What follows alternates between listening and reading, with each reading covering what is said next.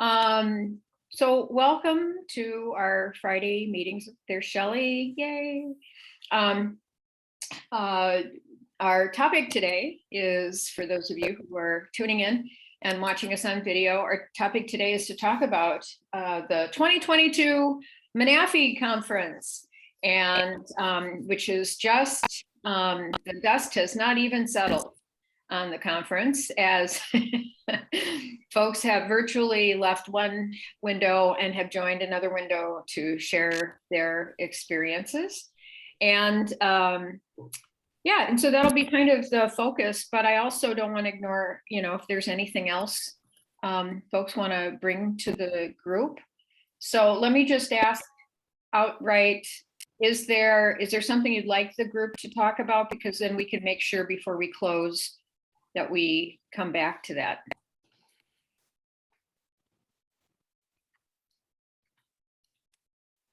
No. Okay, well, something might come up, right? Well, Becca and I have been messaging back and forth a little bit. Yeah. And I think one thing that bothered us, Becca, if you don't mind me, I'm gonna rope you into this. We both did Jerry's virtual classrooms. Did anybody go to the virtual classroom? Yeah, and some of you, a lot of us did. And I was a little bummed because I was hoping we could talk about like being successful with Zoom. Mm-hmm. But what I kind of walked away with that one was that in order to stay relevant, we need to be content creators. And I don't want to be a content creator. I don't want to create a hub of information where parents can get stuff.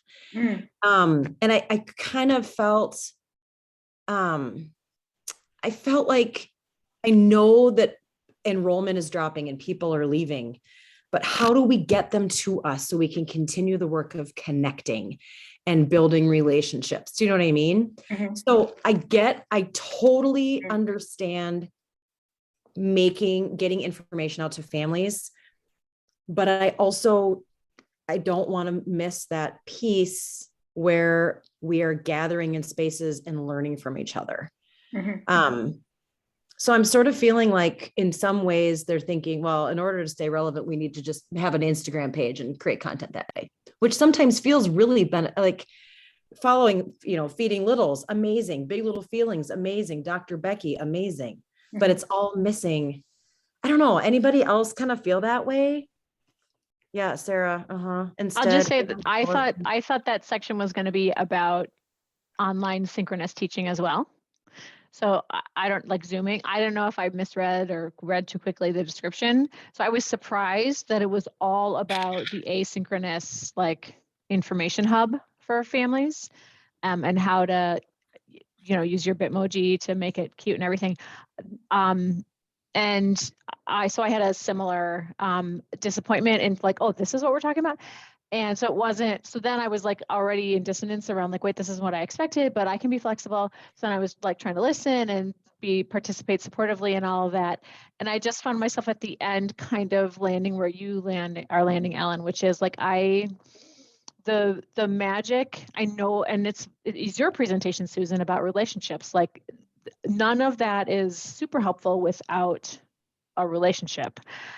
And if I'm going to pick being with a parent versus spending what seems like a lot of time with a parent or 6 or 10 parents, a lot of time creating a page of resources that then I have to make sure the links stay current. And, I just am not, that's not what I want to do with my time. So to be frank, that was my impression, my takeaway.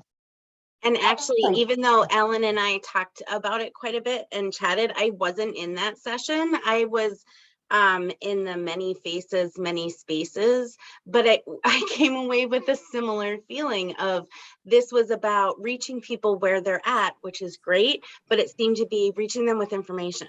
So it was like having posters, having billboards, having little parent-child activities in different places, having one-time event type things with outreach. And it's there's totally a place for that. And I got lots of great ideas if I could ever get our district on board with any of it, but it was completely missing that relationship building piece that I feel is so core to what I care about.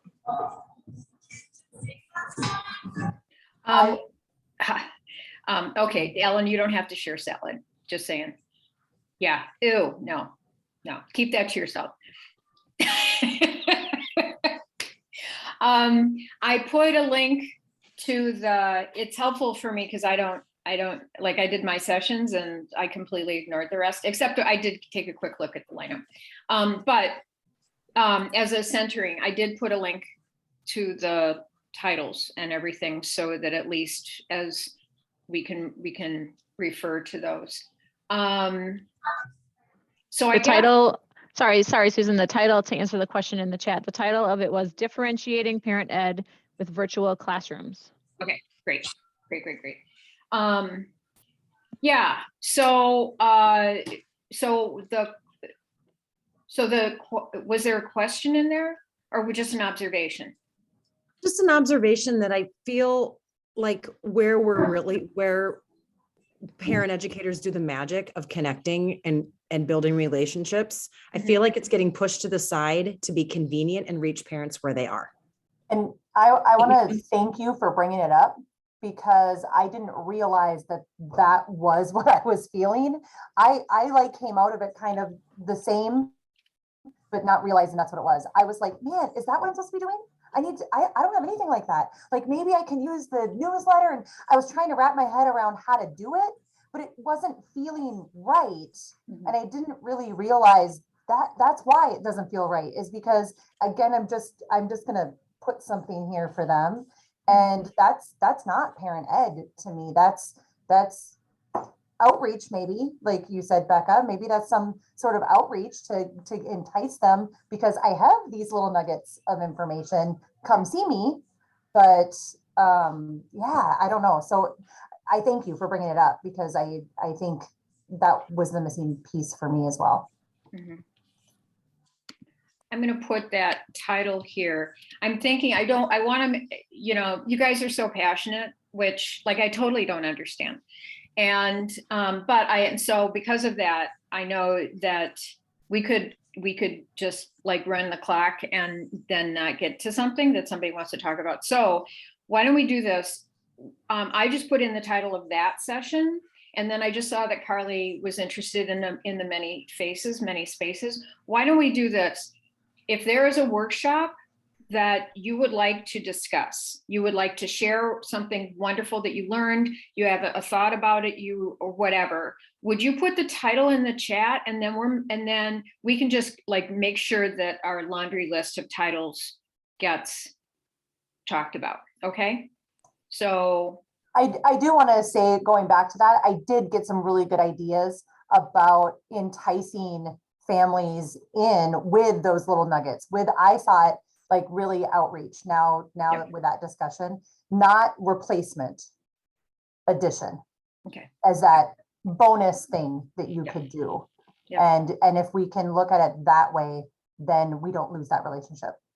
Melissa, are you still talking about the differentiating? Yes. Okay, Yep. just Because checking. there were some really good ideas. I don't want it to come across like it wasn't worthwhile. There Yeah. were some really good ideas. I think it's just framing that now in my mind after that's pointed out as something that I can do the asynchronous as bonus information, as more information. But hey, you should come to this thing. Here's a little information, but come to this thing in person, relationship wise. So. Yeah.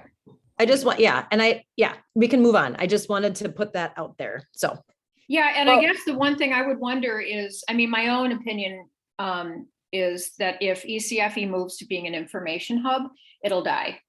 Because as we all know, I mean, there's probably a lot of parents who are they don't know about ECFE and they're thinking, well, if it's just a matter of getting information about potty training, I can read a book on that, right?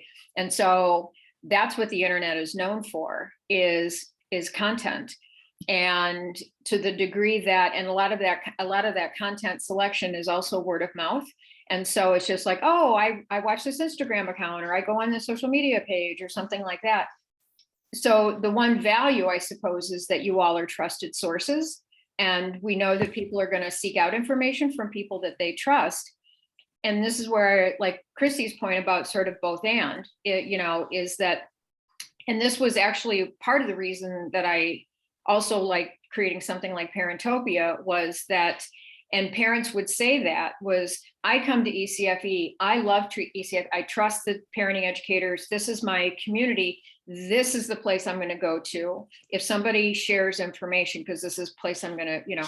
And once I could get parenting educators more comfortable with using technology, they were more likely to post. And then the parents were like, good, because that's what I want to hear. I already come to your classes and you're the one I want to hear from, right? And so do you think that a solution or a next step might be helping educators become comfortable creating Instagram accounts or creating sort of an information hub in an easy way that isn't hard? Just, I don't know. It is time consuming. Yeah, I mean, and that's the challenge. So I feel like this is the piece that we don't get paid for and are just kind of expected to do. I mean, among many things that we don't get paid for, right?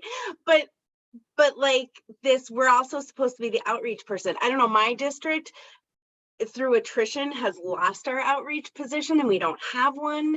And so is it somehow on us now? Like, I feel like this is not what I was trained to do. This is not where my passion or talent lies. That is the relationship building piece, the like figuring out how to meet people where they're at. I don't know. I was frustrated by a few of the different presentations because I felt like I was inundated by all of these phenomenal ideas that I wasn't necessarily sure how to put into practice. It was like, this is an administration level thing, or this is a job that I'm not getting paid for, or this is my early childhood teacher. How do I tell her she's doing things wrong? Right? Like, I'm not going to do that. But you know, who's not at the conference? And it's like, I'm the parent educator. So like figuring out what my role is part of what I'm trying to process now after getting all of this information and fantastic ideas. Yep, absolutely. Yep. You know, and I do think that there's like a sweet spot of just what comes naturally, what is easy for you to do, right? So like I have a Facebook page for my Families in Technology course, but it's open to anybody. And I don't post there very often, but if there's a little nugget that I get, like an updated report or something like that, I have a place for it. And then, but it's not a big deal, right? So I think that that's the thing is you're not paid 60 hours a week, right? And so where is that sweet spot? Is there more that anybody wants to speak about the, what was this called? Differentiating parenting education with virtual classrooms? Well, other people want to talk. We don't have to talk about that one anymore. Let's move on. Okay, no, just checking. We'll move on. I have one question. Are there districts that are going to continue with virtual once they're all back into in-person? Our district has been back in person now, and so we aren't doing any virtual. Is anyone else like that? I'm just curious. Or are people continue? I'm gonna speak up, Greta. Sorry, to answer your question. Can you guys hear me? Yeah. Oh, sorry. It's interesting because I'm hearing what everybody's saying, and I know I feel the same way, like, oh my gosh, to create those virtual classrooms or whatever, it was fascinating and I wish, but I'm like, yeah, it would take up so much of my time and I would feel less effective in some ways. But I did actually, I think it was just this morning, ran into Jerry in the hallway because I work with her and we're all in various rooms here at New Hope Learning Center in Robbinsdale. And I had told her I was impressed with what she had created. And then I said, you know, I'm thinking about whether or not that would work for me. And to answer your question, Greta, I said to her, the only classes that I could see it being beneficial to build something more like that would be my winter baby classes, because they are virtual. They'll continue to be virtual. So maybe, but it would still require a lot of work and it would be unpaid time, as we all know. But it was intriguing. But I also had worked really hard to create the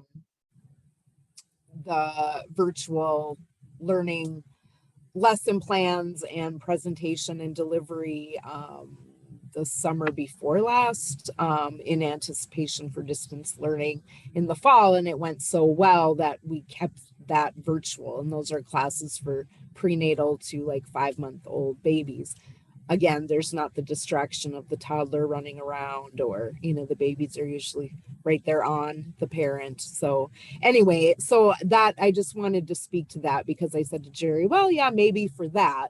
So I don't think, you know, this was like for every single class. And to your point, yeah, not everybody's doing virtual classes continuously. So I just wanted to pop in about that.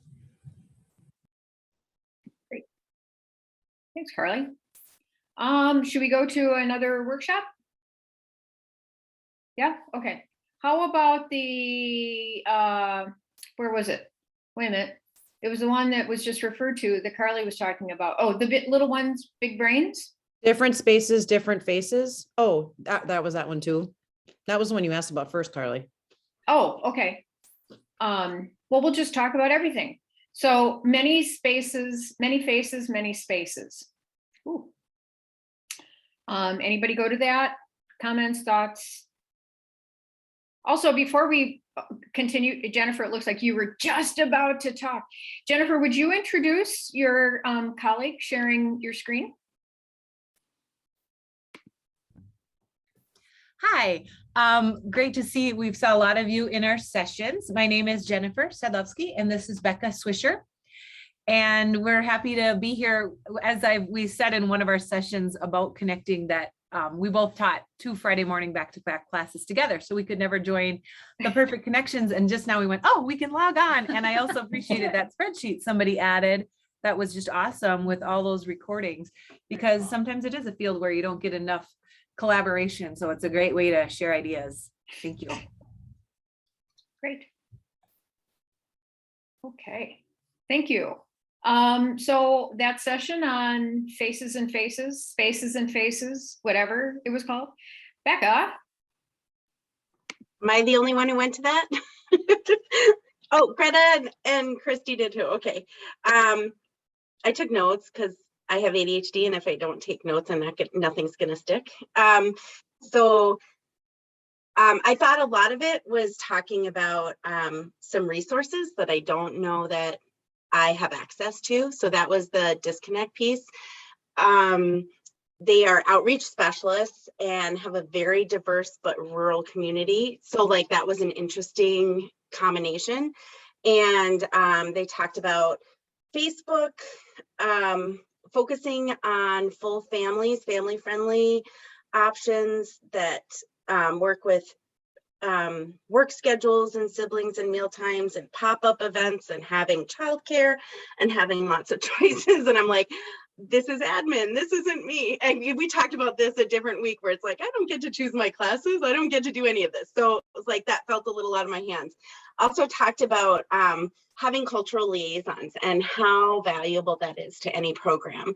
And I was blown away. They have like 2 cultural liaisons in every school. And I was just like, whoa, we have 1 part-time cultural liaison who we're sharing among many schools. And so it's like, great, we have 1 Spanish-speaking person, and I have a class full of Korean-speaking people where I have 0 resources for Korean, and Google Translate doesn't have Korean. And so it's just like, okay, this is wonderful. And I love our cultural liaison, but we don't have quite the level of resources that they were talking about. I loved their like out of the box ideas for connecting to people though. And this would be something that would be so fantastic. Someone in the chat mentioned something about like, wouldn't it be amazing if MDE had something where they were focusing more on outreach and PR for ECFE. They had stuff in their local grocery store. They had like on the floor and decals on the freezer door. It's a Talking is Teaching campaign with posters and signs and a 0 to 3 focus. So it seemed like a really neat way to kind of just get people's attention. It seemed a little less connected to my day-to-day work in the classroom. So it seemed a little bit out of my scope of practice. yeah, that was my main. Is anyone else pop up with what they took away from that?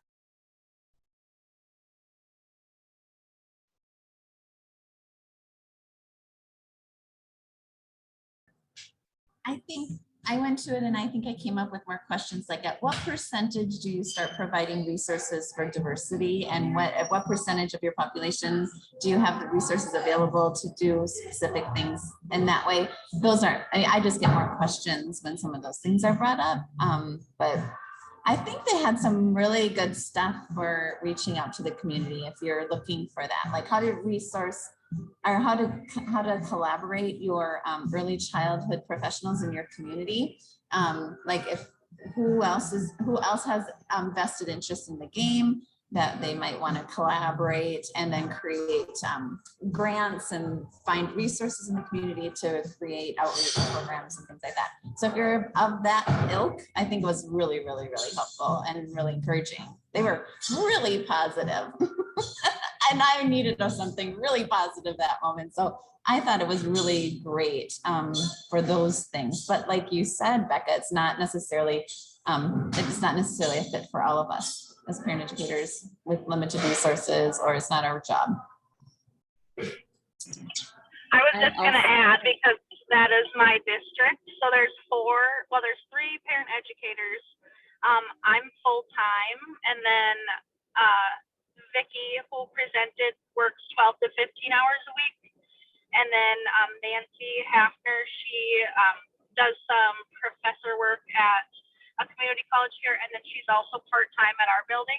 So they do have a lot more flexibility to, be out in the community and do some of those things, whereas my job is I'm basically just housed at the school teaching the ECFE classes and the parent ed there.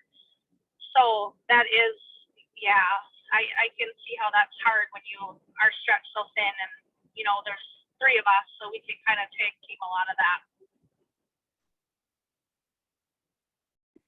I took away from, Wilmer is a different community than ours here, but what I took away from that, and also I looked at Jerry's slides and decided I could get what I needed from her slides rather than going to the presentation, but thinking outside the four school walls, right? Like, I think that's for all of us to think about is where is parent education and early childhood education happening already?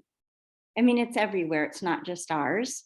And so to think, that's what I took away was, can we think more broadly about where our families, and they have factories in Wilmer, and then someone from Faribault was there and was talking about the factory shifts that they have there and how they plugged into that. And it encouraged me to think outside the school walls, which I thought was useful. Along with that, Christy, it also gave me permission to think about where are we duplicating services. So that's really a kind, generous heart for ourselves as well. Once we know what's out there in the community, maybe we're duplicating. So like, we're just starting up a baby cafe, and we're starting to think, do we need all the baby classes then? Can we collaborate with baby cafe? Can we have a parent educator in there with them, or not? Maybe it isn't a duplication of services, but sometimes that's very good processing. And I appreciated some of that they mentioned as well.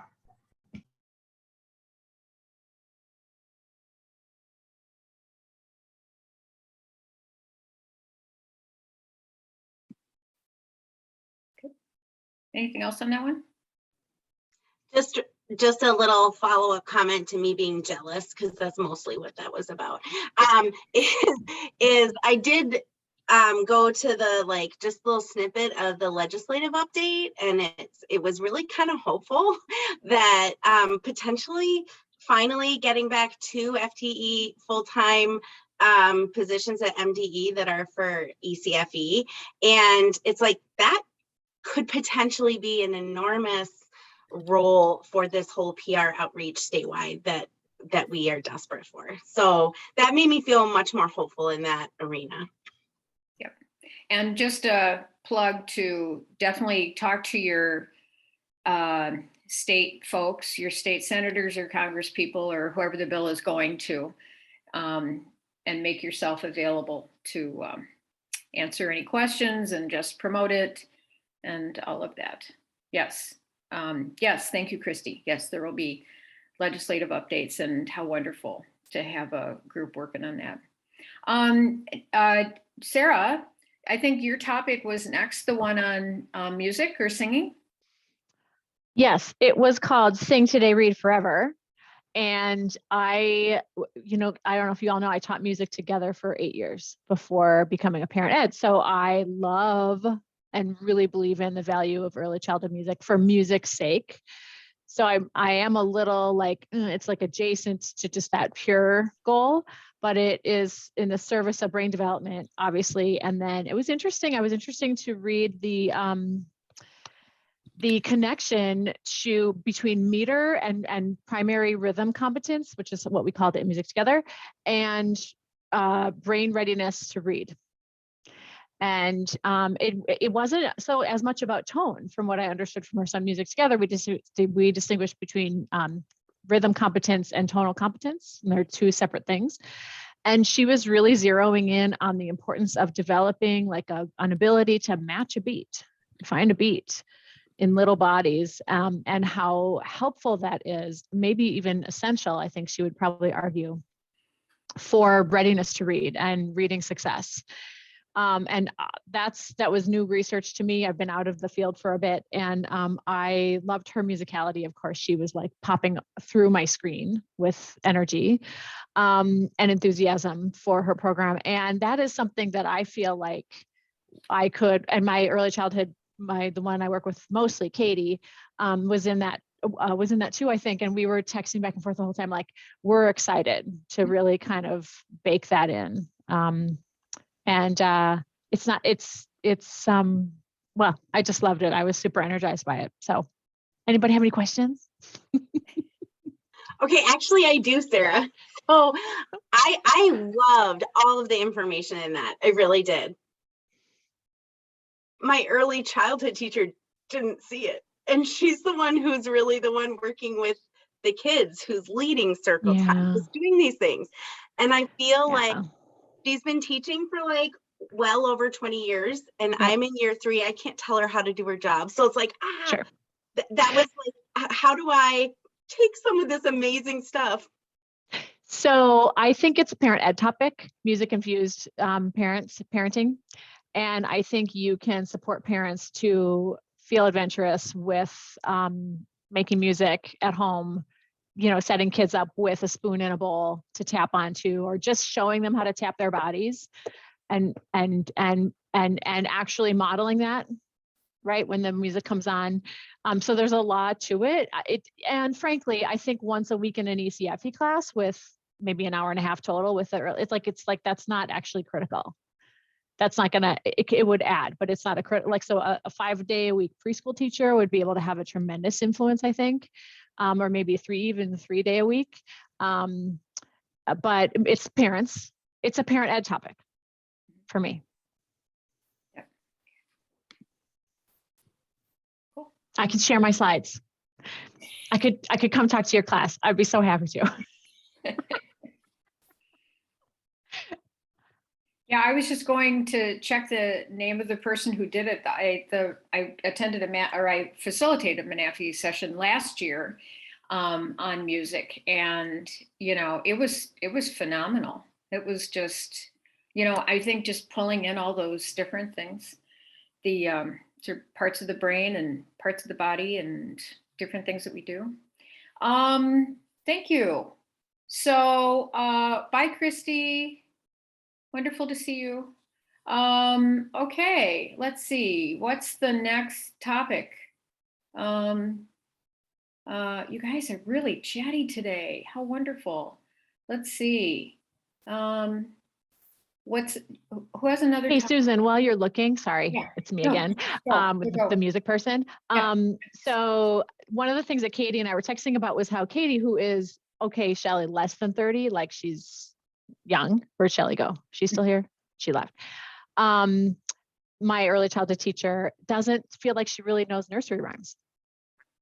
Oh. which are metered. They have meter, right? Mhm. Hey diddle diddle, the cat and the fiddle, right? I'm gonna stop now. But that's a nice way in. And I thought it was interesting, like it's such a loss that even our early childhood teachers, and I love her, don't feel like it's inside of them to teach. That's our culture's music, right? So anyway, I'm gonna stop talking.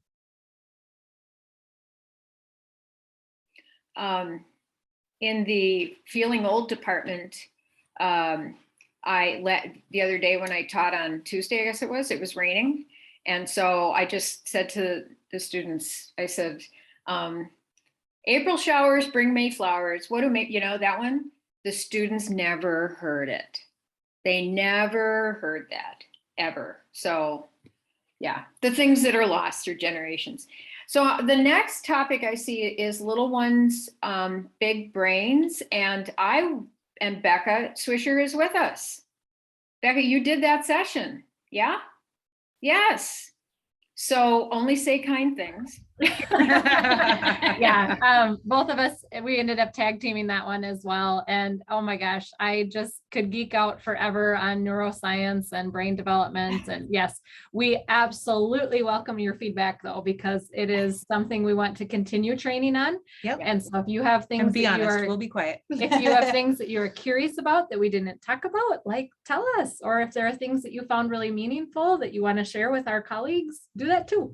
So, Thank you. Thank you. Oh, fabulous. Well, I know at least Carly was there, right, Carly? Because you noted it here. Do you have any feedback? Anything you want the group to know about? I'm looking at my notes. I haven't had time to process everything, but I do know that, well, the one thing there were just some really great books mentioned that I would like to go dive into and geek out on too. I love brain development. I think though, let's see.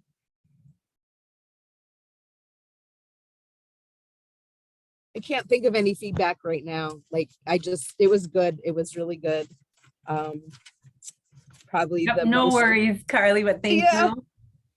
And like, but yeah, my brain's mush. It's Friday. Yes, mine too. It's a lot of learning.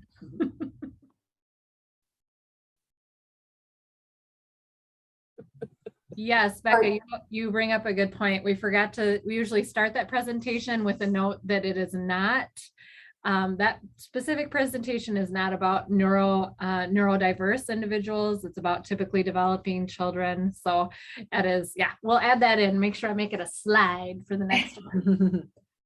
I would love to get the list if you guys could like, share, sorry, if you guys could share the book list that she mentioned, that would be awesome for those of us who didn't get to attend. Sorry, go ahead, Becca. Oh, no, I was just gonna say, as a mama of 3 neuroatypical kids, like I don't have a single neurotypical child, and I've got ADHD, so my brain doesn't work the same way either. I can tell you that like being told the marshmallow test is the most important indicator of future success can be devastating. So people need to be aware of how parents will hear that when they know their child would not pass that test. It's like, yes, no, thank you. Does this mean my child has no hope? And they're like, because they haven't developed that skill yet. So that's my only, just as a mama. Sure. No, I love that. And then also to say like, some kids take another minute or another slide to say some kids don't have that. And these are some ways that you can help them. So thank you for that, Becca. Yeah, and here's having a little encouragement. I love that beyond behaviors. Yeah. So good. Okay, question around diversity, and it comes from the last session, you guys, with you mentioned in parent and education environments to be careful not to have typical developing milestone posters. So my question, how, when and where do people put up anything then around like help me grow resources?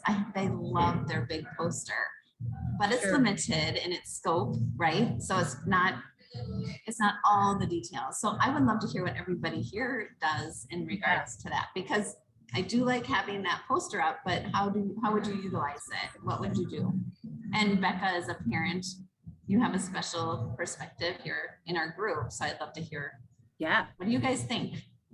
And the only clarification I will offer is that that note from me was in reflection specifically to a class for parents of children with disabilities. So, yep, just to clarify that. And then we'll shut up. And I'm going to add one more before I shut up.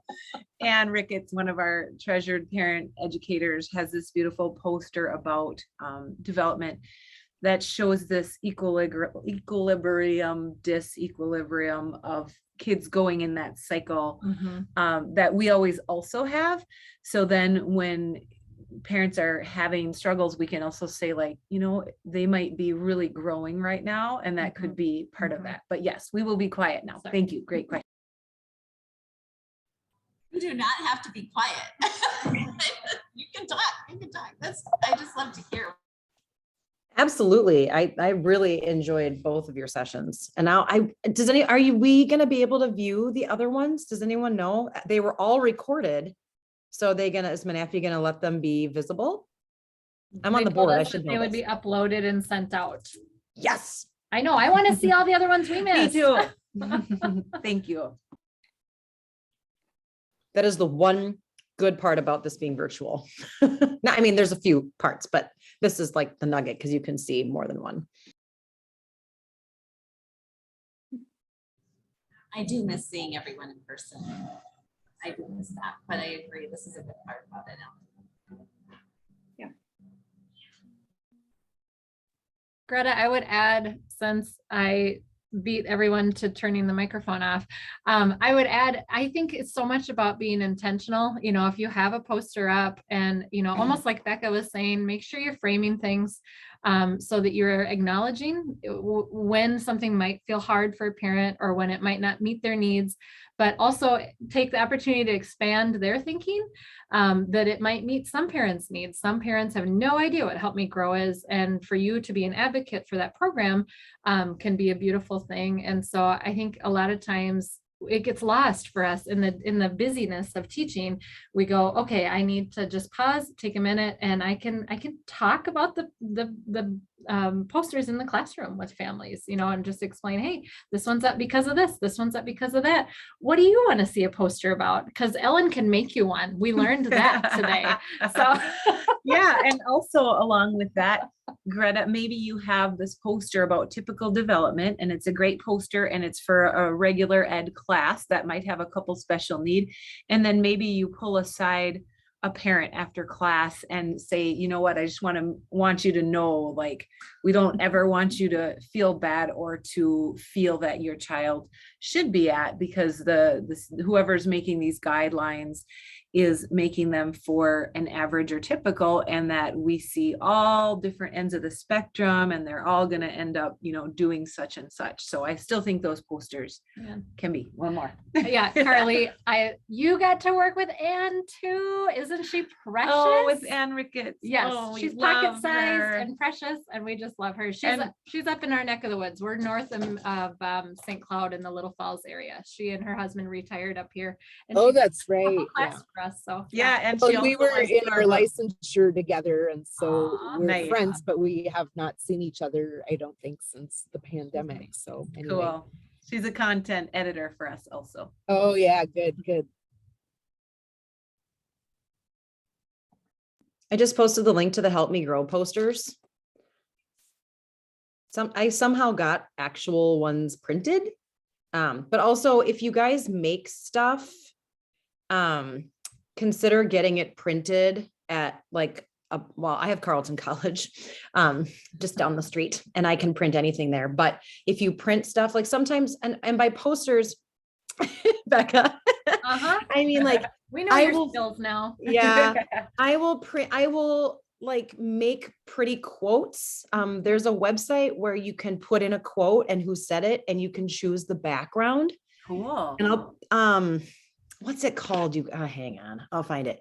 But that's what I mean by poster. Like, and I put them up and I switch them out. Although I don't probably switch them out as much as I'd like to.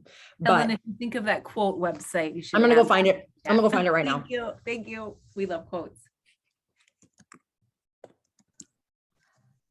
I tell you guys, I have so many tabs open on my laptop that I'm like swimming in resources. It's like, where do I put these? Oh my gosh.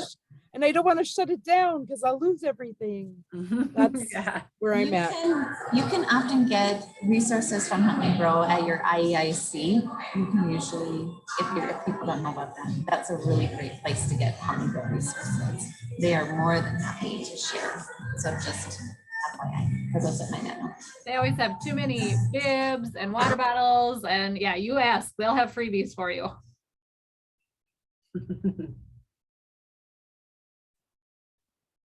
I know, Becca, when we used to go to MNAFEE in person, we would meet as a staff when we could about a week after the conference and see what people were left remembering, like what really stuck with them. Because like you guys have all said, it's such information overload in the moment, but I don't, and I just really want to encourage you too. I see that you are just wanting to offer so much to your families. And I think a lot of us do. And I think just take a minute to acknowledge and be proud of everything that you are offering, because you can't do it all. Your family deserves your time. You deserve to be sane, and your parents are so lucky to have you. So just enjoy what you can do and know that you don't need to say yes to everything. And remembering that comparison is the thief of joy, even looking at some web pages like, whoa, look what they all offer. But then you're like, oh, we offer some good things too. Yes. Aww.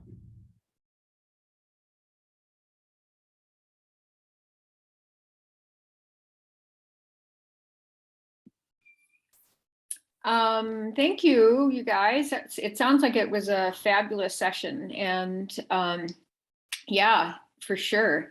And I don't want to move us along before we're continuing to talk about this and sharing resources, but I'm also mindful of so now we're talking about the marshmallow test. So that's great. So there's information and links on the side there. Thank you, Nikki. Yeah, are there other, I'm going to have to step out at 1:40, just saying, but I have co-hosted Ellen. And so if we continue, Ellen will continue. I'll keep my recording going, and it'll be interesting to see what all YouTube continues to record. Anyway, what other sessions, or is there more from the little brain session? Are there other sessions you all would like to talk about or ask questions or share resources about? I loved the focus on play this year. Like, I felt like that tied into my lens for everything. Like, not necessarily every single session, but I kind of was. And then I'm wondering how people feel about like some of the basic facts about play and the importance of play, how that applies to us in ECFE, where we get 1 hour, maybe 2 once a week with kids. So it's like, we're not talking about a daycare situation or an all-day preschool or something where they can spend, we need 2 to 3 hours at a stretch to play. Like, how do we incorporate the best parts of play, what we know, with the realism of what our physical situation is? I think it's a big part, Becca, in our job to just teach parents how to play. It's teaching them that it's okay and actually really educational for your children just to play with them. You don't have to pull out any cards of letters, and you don't have to pull out all of these really academic resources. Like, just play with your kids, get on the ground and play with them. I do like 2 different sessions myself on play with them, and the different types of play and the benefits of every type of play. And I have parents that are like, wow, I didn't know they were getting so much out of just doing that. And so I find that to be a big one. And then telling them, like, a lot of parents don't know how to play. So showing them that scaffolding the play is sometimes just talking to your kids. It's really just, if you're going to make it where they're going to dig in even more. And I make that one of my sessions every single year as one that is a parent only. And I build at least some piece of it into every single series class I do as well, because that's the only way. Like, you're right, we don't get to experience the play with them. but we spend such a small amount of time with them. It's making sure that parents know how important it is. That way, when they go to preschool too, they're not like, why aren't you doing letters? Why aren't you doing numbers? But being able to be like, you're letting them play, right? Like we want parent advocates to say, parents need to play. Like, my kids need to play. I don't care if you teach them letters, let them play. I want them to play. So parent resources and parents as that voice for the need for play, I think is really important. So. And Melissa, I would just add, really so animated. yeah, it's a parent ed topic. It's also the importance of letting kids play without you inserted in it, and scaffolding, like not purposeful, right? By like with any kind of adult agenda. So yeah, that's a parent ed topic.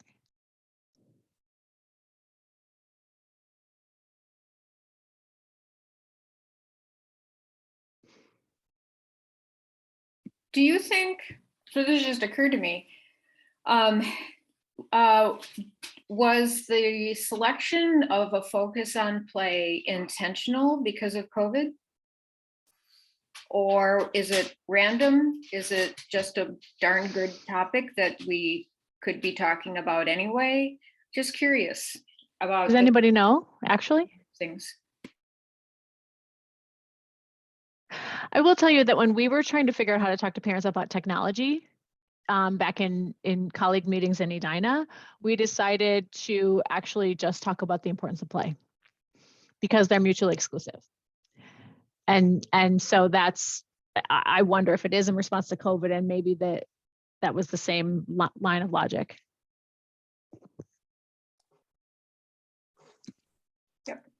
I'm catching just the end of the conversation, but we in Burnsville League and Savage decided on 5 focuses this year. What the staff thought was important, and play was one of them. Social and emotional learning was one of them. Relationships was one of them. Mental health was one of them, and I can't remember the 5th one offhand. But just to be sure that we included all of those things in both children's programming and adult programming.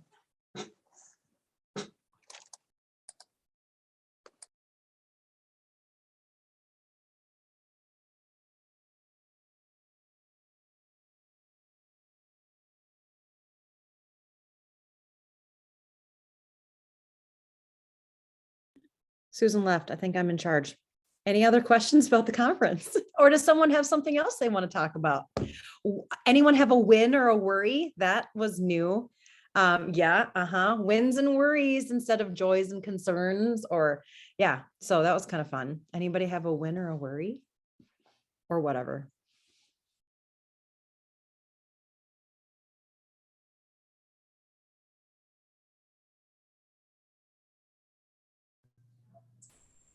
I do have something that was a win this week, and it happened while I had a sub in my class. And it's just something some of you know about the situation, but I have a mom who's been attending often, and she had shared about some domestic concerns. And I had a police officer father in the class at the time, and he approached me afterwards. And so we took some steps just to help the situation maybe move forward if the mom wanted to, but we didn't address it after that. And this mom actually this week, when I wasn't there, the other moms came along and supported her and said, I have a truck, I have a space, you can do this, we can make this happen. I'm gonna get teary-eyed. But yeah, they came around side, and that's relationships. And that's what we talk about, Susan, all the time.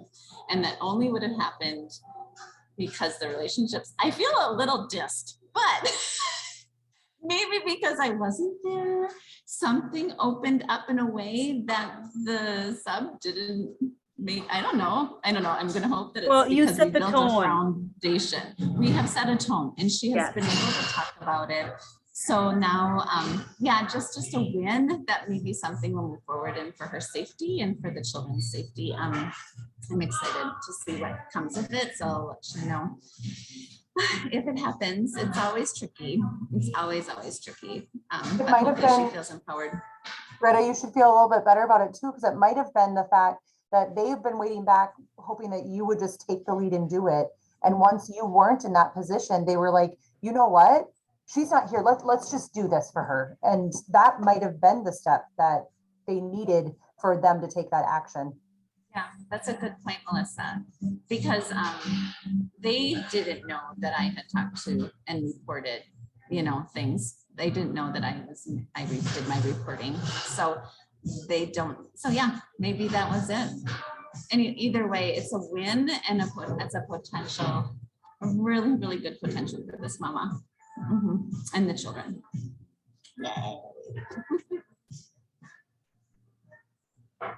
The sub was my boss, actually. So she did okay. But seriously, what if it would have been some sweet lady? Sorry. Just in response, Ellen, to your comment. Yeah, it was my boss. That's why it's good to make sure that our subs, like, you just don't know what might come up. Okay. Like, just gonna warn you. Yeah, lucky there. But also how awesome for your boss to see that you had created that space, that those mamas were taking care of each other, and that it happened even though you weren't there. And I know I would totally feel dissed too. Like, come on, I wanted to be a part of that too. But how cool for her to see what you had created in that space. Good for you. Yes. I have kind of a fun win, if I'm not interrupting. In our first dad's class of our new quarter, I asked the dads, one of the questions I asked them at the beginning was, what is the most important change in you in becoming a parent?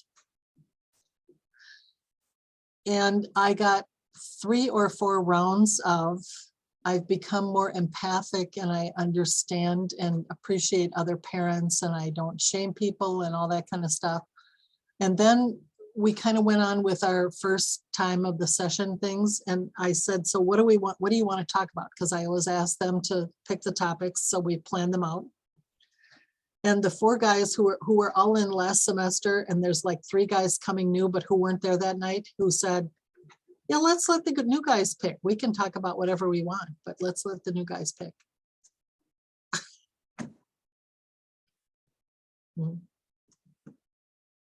It's little, but it's great.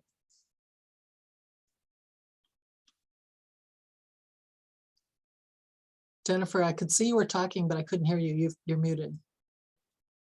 Or whoever's with Jennifer. We were just saying small but mighty. Those little things are so powerful. It was a great story. Both of them amazing. And those little groups are powerful sometimes. Sometimes you get such deep connection, right? You have 2 or 3 parents who are reliable and predictable, and yeah, gold star moments. Yes. Yeah. Yes. Cool. I have a small worry from mine. We had a class again today. We've had 2 sessions. The first session, the mom showed up with her son. He didn't want to join in group time and started to get a little bit loud at group time and kind of secluded himself. And she was supposed to have another friend that was coming. Well, it's a hour and 15-minute class, and they showed up for the last half hour of class. So they were very late. And by that time, the other kid had already, he was not participating, and we didn't separate. It was our first class. We didn't separate due to a family emergency on my EC's half. So we just stayed in the classroom. And so we didn't separate. It wasn't a big deal. The second class, the friend also showed up late. And the other family had already left because he was starting to have issues and throwing a really big fit, and mom was uncomfortable and just decided to leave. And I said, please come back next week. I said, maybe it would help if you talk to that friend and you guys could enter together. It might help that transition. And then this week, neither one of them showed up. So now I have a worry that they've decided it's too much and they're not going to come back. And I know they want to do preschool this next time. And I'm so concerned that they're not going to get here. So I plan on reaching out to them, but it's a worry of mine right now. Melissa, can I say one quick thing regarding that? I just shared the story about the moms supporting the other moms. That is the class where the one mom 2 weeks ago said, I don't even know why we're in this class. You never take care of your boy. And he is always running into my daughter. Same class, conflict. Remember I said I tried to be brave? I'm trying to do Brene Brown and be courageous and vulnerable. And I called them on the carpet and here it is in a very generous, kind of sweet way. But you know, I did it. And that is the mom who said, I left my boyfriend years ago and it was the best thing I ever did. And she shared that with the mom that she said, I'm not coming back here if this is how my daughter's gonna be treated. That is, for those of you who've been around, it's been a little kind of hairy, but you never know. You never know. And so what we get to do is we can try to make the connections and we can reach out later and we can make that email or that phone call or whatever, but we don't know what they're gonna do with it. And have hope. Yeah, and be courageous. Anyway. Okay.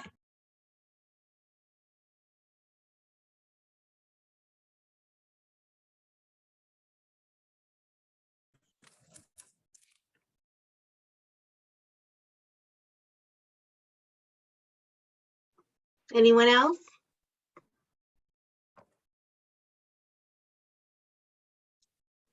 Well, I don't know about y'all, but I have been in front of a screen for like 3 days straight. So I'm ready for a little break now. I hope all of you take care of yourselves this weekend and decompress, process, and have a wonderful weekend. We'll see you next week. Bye, everybody. Thanks for joining, Cindy. Oh, thank you. And Abby, she's gone.